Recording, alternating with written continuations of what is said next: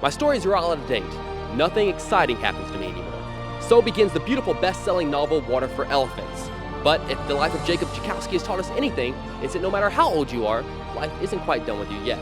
Hi, I'm Jake Hamilton here in Santa Monica, California with the real star of Water for Elephants. This is Ty. She plays Rosie the elephant in the film. But I'm going to talk with a few of her co-stars about the illusion of magic and why in the end, life is the most spectacular show on earth. Get ready, this is Jake Stakes.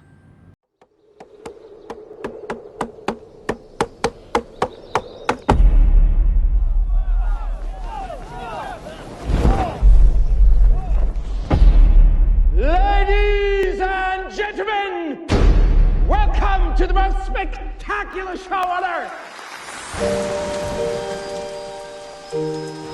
Excuse me, sir, can we help you? You know circuses? 1931. It was the Benzini brothers. That's the most famous circus disaster of all time. Are you telling me that you were there for... Right in the middle of it. So much of this movie is about reflection, and I love how Holbrook's seen it. He's just, he's incredible. And when you get to be 89, 100 years old, and you're looking back at everything that you've done, what do you want to be able to say about your life? I mean, like, it's the thing, I'm quite content with things now. So, like, it's, yeah, I mean, I guess... Well, you've had a pretty good life so far. I would think there's not many things to complain about right now. I mean, I have a feeling I'll be constantly complaining about, like, physical things when I'm 89. I complain about so much now, I'd be like, I just want to die. And you're still going to have the crowd of girls outside your hotel room, outside the hospital? I'd very much doubt it.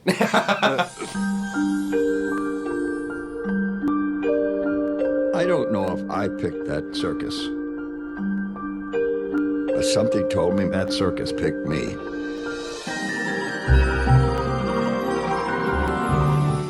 Last time you and I were talking, we had a really interesting conversation. We touched on something I wanted to follow up. And we were saying that you always justify the actions of your characters. Therefore, in your eyes, you've never played a villain, never played evil, which I just find fascinating. What did you do to justify the actions for August? Well, you said it before. Consider the background, consider the time, consider the hardship, consider the job that needs to be done. I mean, from the character's point of view, consider the responsibility, consider the passion for the project. Meaning, again, from the character's point of view, the passion for running a circus and playing in a circus and providing this magic for the population. All of that. So, why do presidents get gray hair within a year or two?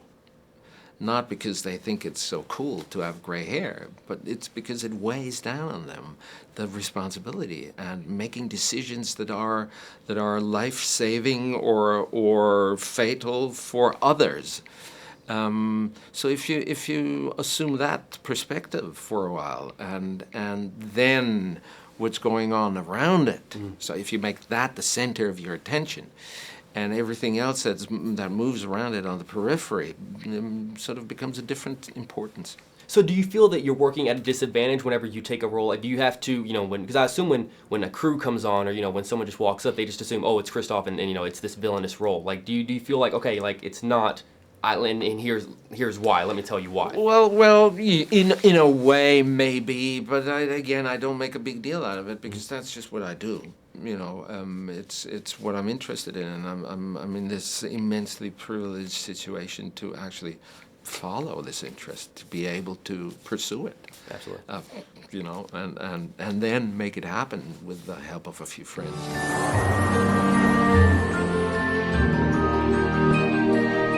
The world's run on tricks. Everyone plays. But you told me something interesting last time, or whenever we talked for Remember Me. You said that you like to pick movies that kind of represent what you're going through in life, or what's going on. How does this movie, represent kind of what's up with you right now? I mean, maybe it's just because there's such a sort of physicality to the part, and it's something about doing a lot of manual labor. That I think that's kind of what I'm wanting now, like just to kind of like it's. I mean, to me, it feels in a lot of ways like escapism. I mean, just shoveling manure all day. You like to getting the dirt under the fingernails and getting the Yeah, blisters. I mean, You it's like like that? there's something about like just being covered in dirt and just sweating all day, and it's kind of a relief when it doesn't matter.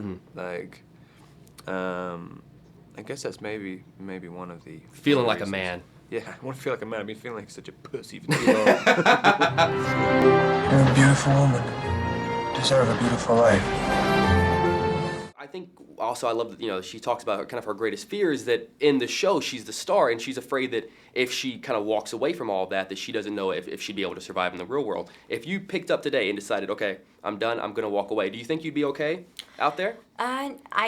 Not really. I don't know what I'd do for a living. I don't have any other skills, so I don't know. I wouldn't know what to do with myself. Probably. This is all I know how to do. You'd be just, you could sing. I mean, there's all kind of... Oh, I don't know. I'm not a very good singer, but maybe I could have a circus act. I could have an elephant act for sure. We'll bring Ty in. Yeah, I mean, I really could at this point. I worked so many months on it. I could definitely do that, and it was definitely fun. The last time you and I talked, I'm sure that this has been in your memory every day since. I was wearing a purple sweater. Yes. And you said that, yeah, let that click in. I don't remember. And you said that if I continue to wear the purple sweater, that you and I would have a chance of getting married. I did? So, I'm sorry. what happened? I got married. I'm sorry. But I have lots of cute single girlfriends. Do you really? Yes. Yes, Southern girls. Jake Hamilton from Houston. I will do I'm a it. Southern gentleman. I pull out the chairs. I like I open it. the doors. I like Houston. Those are my kinds of guys.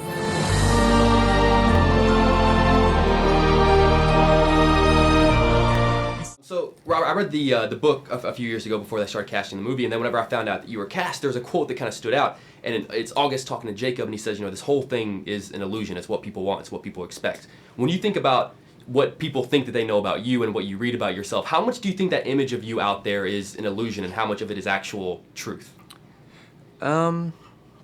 It's strange. I think the more interviews you do, and the more you kind of reveal yourself. Like at the beginning, it's wildly fluctuates from what you are, and then it kind of spins around all over the place. But I think after a while, it does kind of, it kind of evens itself out, and it becomes quite similar. I mean, it's so much nicer when you can say, oh yeah, what people think they know, yeah, I'm totally different to that. But like, most of the time, it's like, yeah, I'm pretty similar to what it is now. Do you like that, though? Do you like people getting to know you better, or do you like kind of having that, you know, being able to separate us a little bit? I mean, I would love to have a little bit of separation, because otherwise people wouldn't see the point in going to see a movie. Right. Or maybe it's the other way around. I mean, maybe they, if the more they know you, then maybe they go and see what you're doing. I mean, I go and see my friends' stuff when they do it. But I don't know. I don't know which way is better. A star, George. Out there, I got nothing. You know, one of the things I genuinely like about August is that he's old school in the sense that whether you're a human or an animal, you are going to work until you physically cannot work anymore. I think he says, you know, we work until we can't, you know. As long as we can walk, we play. Absolutely. For you, what is the hardest thing you've had to endure while working? In 30-some years of doing this, I missed half a day because for some odd reason, I had an attack of migraine. And of course, it was resistance to go there because I didn't like the job. But at that time, I didn't know that. Mm-hmm. I've never, before and never after, had a headache like that. I thought something was really profoundly wrong in my brain.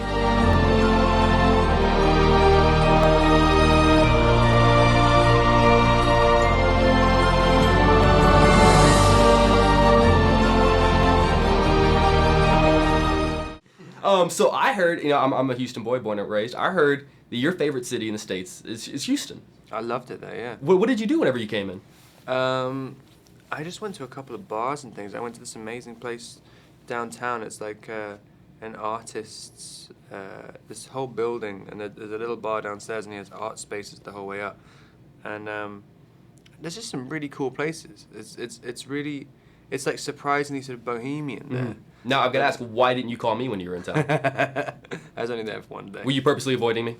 Yes. Because you knew we'd have too good of a time together? No, I would have called if I knew I didn't know you from Houston. All right, well, next time you're in, give me a call, we'll hang out, I'll bring you to some places. Cool. That's a guarantee. Rob Pattinson and I are going to be hanging out.